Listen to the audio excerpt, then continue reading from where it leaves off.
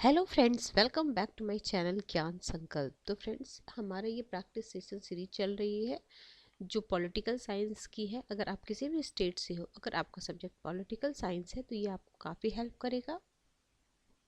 Start करते हैं आज के क्लास का। और अगर अभी तक आपने चैनल को सब्सक्राइब नहीं किया है फ्रेंड्स, तो प्लीज़ ज़रूर सब्सक्राइब कर लें। और जब सब्सक्राइब करें तो बेल आइकन को भी प्रेस करें, ताकि जब भी मैं वीडियो डालूँ तो आपको नोटिफिकेशन मिल जाए।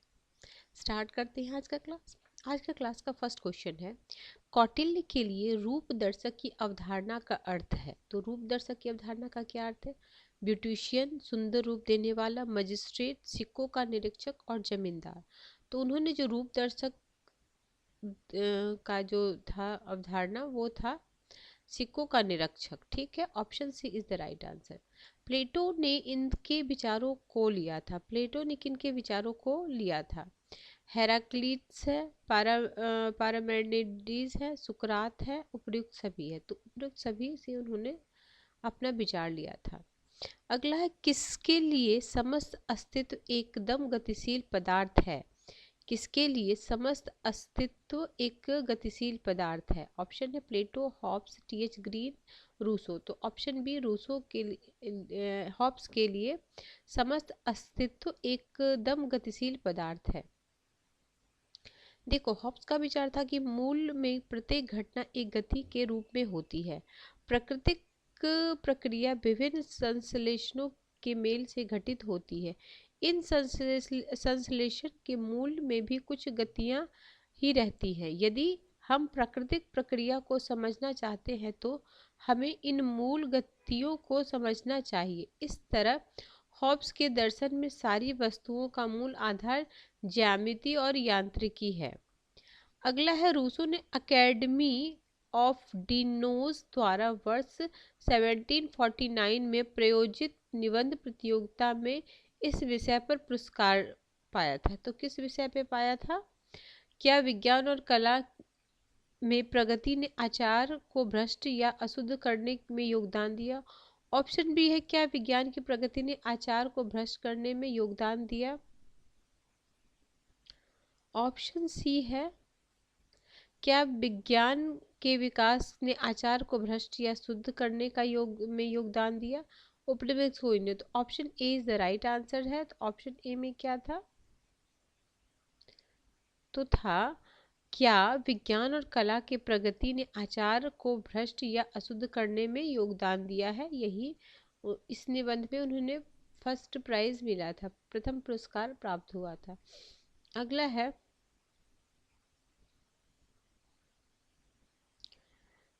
दो कथन दिया गया है। प्लेटो के लिए ज्ञान न तो प्रत्यक्ष ज्ञान है, न ही राय है। सही मत या राय ज्ञान है। तो इसके हिसाब से हो जाएगा ए सत्य है, बट आर गलत है। मार्क्स की द्वंद्वात्मक पद्धति की नियम इनमें समाविष्ट नहीं करते। तो किसमें समाविष्ट नहीं करते हैं? तो द्वंद्वात्मक पद्धति अपने प्रचालन को केवल भूतकाल की समझ तक सीमित करती है। Option D.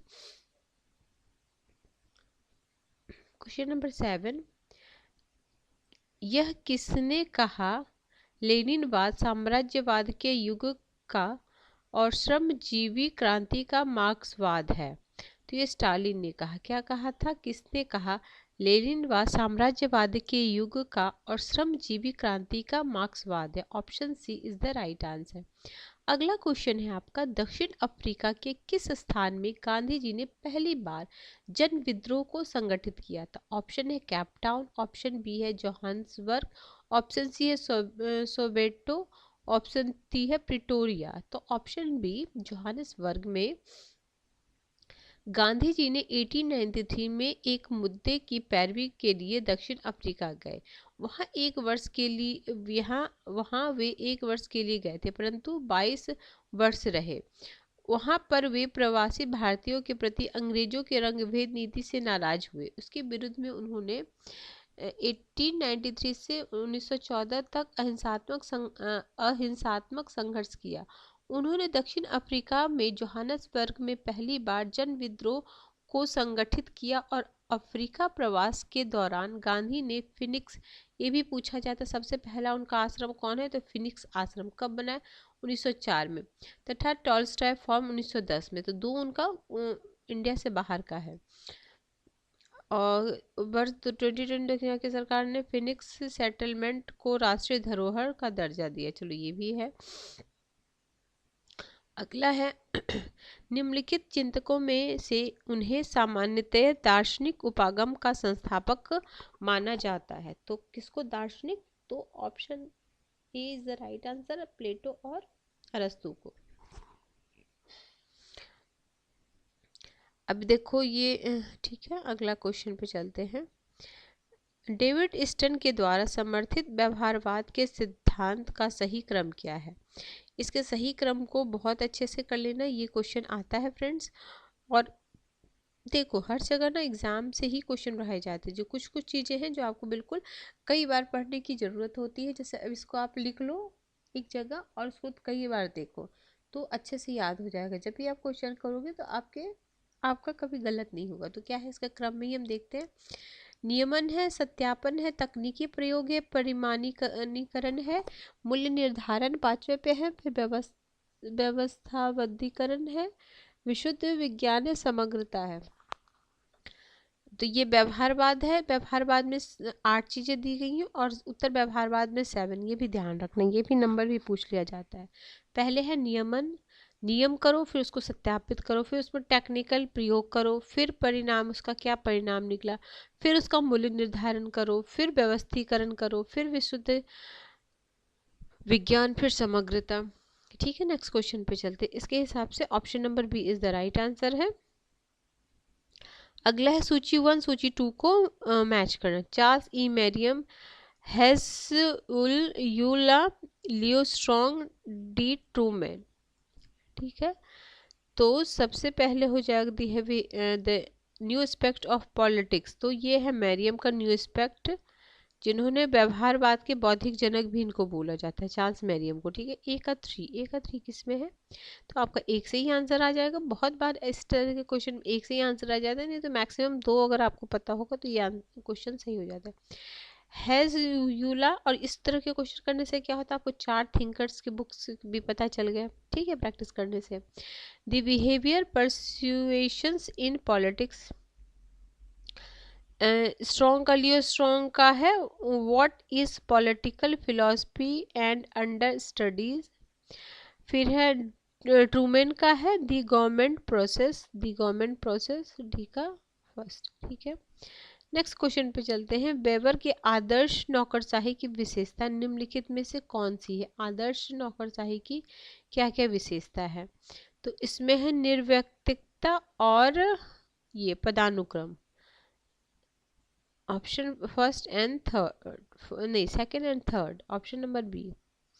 वेबर ने आदर्श नौकरशाही की विशेषता निम्न प्रकार से है, क्या क्या, निर्व्यक्तिकता, पदानुक्रम है, स्पष्ट श्रम विभाजन, निश्चित कार्यविधि, वेतन एवं पेंशन अधिकार, आधिकारिक रिकॉर्ड। आगे चलते हैं। आगे है राजनीतिक संस्कृतियों के बारे में आलमंड और बर्वा के वर्गीकरण में निम्न में क्या नहीं आता है। तो देखो संज्ञानात्मक आता, भावनात्मक आता, मूल्यांकन संबंधी उन्मुखीकरण आता, अनुभव वाला नहीं आता, ऑप्शन डी। ये 3 है उनका, ये भी ध्यान रखना। कभी यही पूछने में से कौन सा है, तो 1 2 1 2 3 ऐसे करके भी क्वेश्चन बनते हैं। अगला क्वेश्चन है असर्शन रीजन का क्वेश्चन है। परासिकता अर्थव्यवस्था वे जो दूसरों को प्रभावित करती है और वे जो दूसरों द्वारा प्रभावित होती है के समूहों के बीच एक प्रकार का संबंध है। कारण बताया जा रहा है परासिकता अंतरराष्ट्रीय राजनीतिक अर्थव्यवस्था के मूल भाग परिधीय संबंध पर निर्भर करती है। तो सही बात है और सही व्याख्या ऑप्शन ए। अगला, यह किसने कहा राज्य मानवीय गतिविधि है जो प्रदत्त क्षेत्र के साथ भौतिक बल के वैध उपयोग के एकाधिकार का सफलतापूर्वक दावा करता है। तो ये मैक्स वेबर ने कहा था। फिर से बोलते, राज्य मानवीय गतिविधि है जो प्रदत्त क्षेत्र के साथ भौतिक बल के वैध उपयोग के एकाधिकार का सफलतापूर्वक दावा करता है। आगे है क्वेश्चन नंबर आपका 16।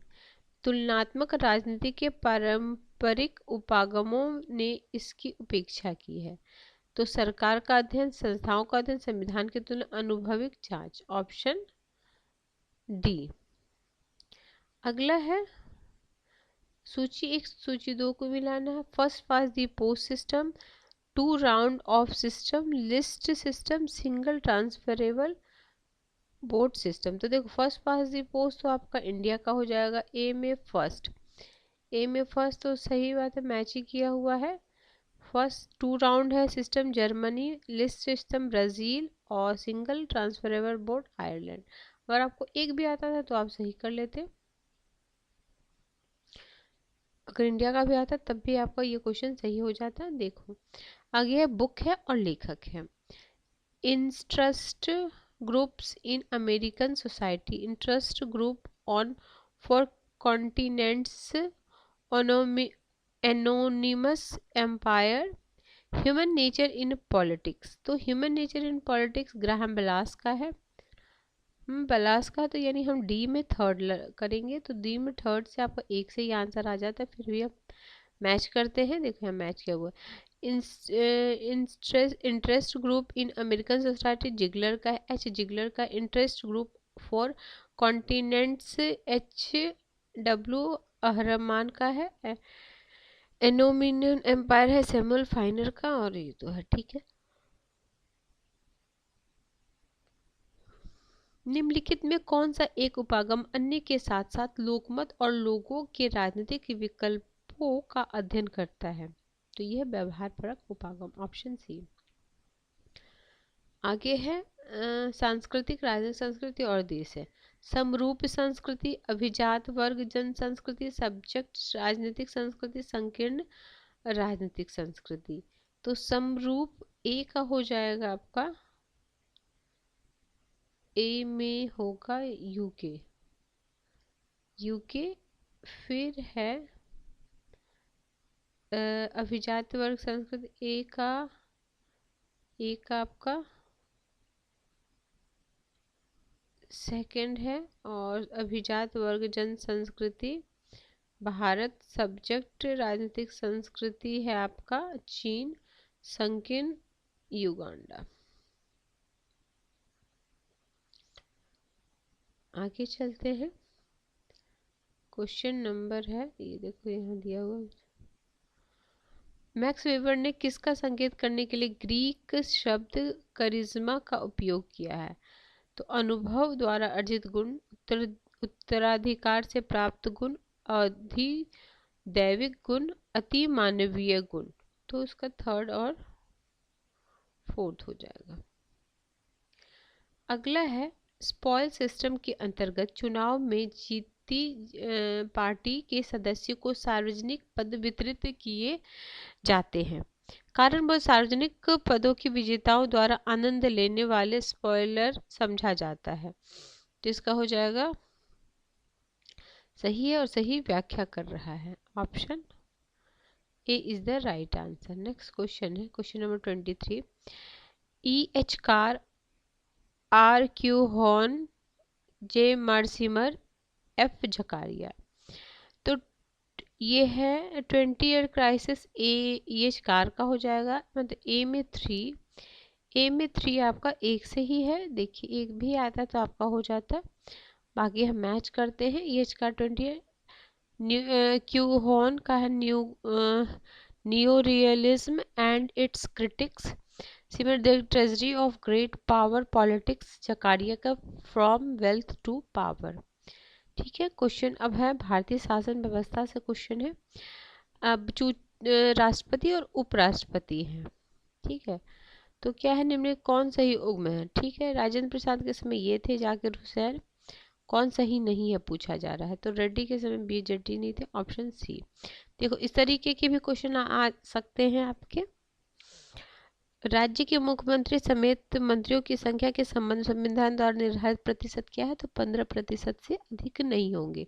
यह और कौन सा संवैधानिक संशोधन, ये भी आया था 91वां संवैधानिक संशोधन कब हुआ था, 2003 में। उस समय कौन होंगे प्रधानमंत्री, मनमोहन सिंह होंगे, नहीं अटल बिहारी वाजपेयी होंगे ना, 2004 से मनमोहन सिंह है तो अटल बिहारी वाजपेयी होंगे। ठीक है, नेक्स्ट क्वेश्चन पे चलते हैं। नेक्स्ट क्वेश्चन है आपका 26। निम्नलिखित में कौन एक मुख्य जनजातीय क्षेत्रों में पंचायत राज से संबंधित है, तो ये डूमरलाल बेथा समिति। अगला है, निम्नलिखित याचिकाओं को भारतीय संविधान में दिए गए क्रम के अनुसार सही क्रम में व्यवस्थित कीजिए।